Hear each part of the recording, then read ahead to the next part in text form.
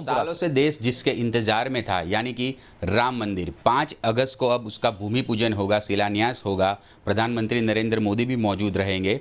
लेकिन इस मंदिर को बनाने का जिम्मा जिन्होंने लिया है, चंद्रकांत सोमपुरा, उनके बेटे हमारे साथ है आशीष सोमपुरा।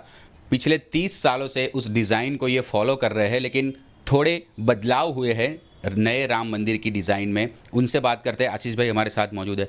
आशीष भाई, ये बताइए कि क्या क्या नए बदलाव किए हैं नई डिज़ाइन में? नए बदलाव मतलब ओरिजिनल जो डिज़ाइन है उसको चेंज नहीं किया गया है। ओरिजिनल डिज़ाइन का ढांचा वही रहेगा, लेकिन जो डिज़ाइन आज से 30 साल पहले फाइनलाइज हुई थी और आज के दिन में पॉपुलेशन बढ़ा है, पॉपुलैरिटी बढ़ी है मंदिर की, तो जो फुटफॉल रहेगा, जो यात्रियों का आना, वो काफ़ी हद तक बढ़ जाएगा।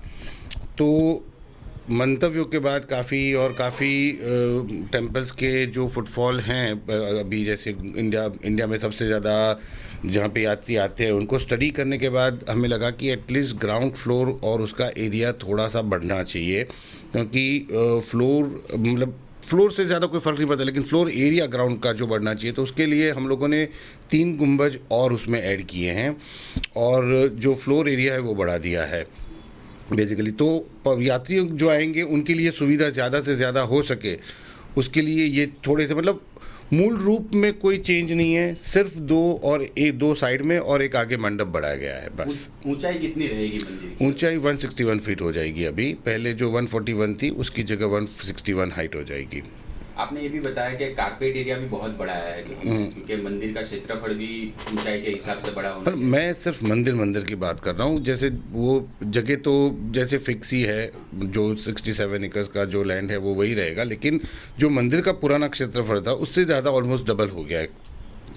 एक बात ये भी आ रही है कि जो मंदिर का अभी 2 फ्लोर बन चुका है, उसी के ऊपर नया ढांचा तैयार करके उसी के ऊपर रहेगा। वही मैं बताया आपको कि वो जो पुराना मॉडल था वो लोगों के एक कह सकते कि मनस्पटल पे छपा हुआ है, तो उसको तो चेंज करने का हमारा कोई विचार भी नहीं था और हम कर भी नहीं सकते हैं उसको।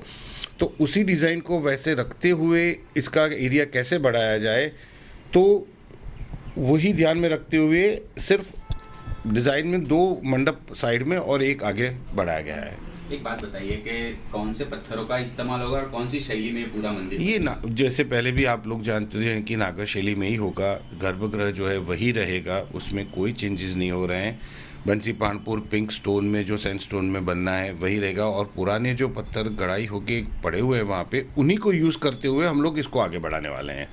अच्छा, तो ये बताइए कि 5 अगस्त को जब इसका भूमि पूजन होगा, उसके बाद कब तक उम्मीद करते हैं आपके कितने साल में तैयार हो जाएगा ये भव्य मंदिर? कम से कम हमारे हिसाब से तो 3 से 3.5 साल लगेंगे, उससे कम तो लगने का कोई चांसेस नहीं, क्योंकि काफ़ी काम हद तक बढ़ गया है। अभी पुराना था उसमें भी था, लेकिन अभी और बड़ा हुआ तो थोड़ा काम और बढ़ा है, तो इतना टाइम तो लगेगा ही लगेगा।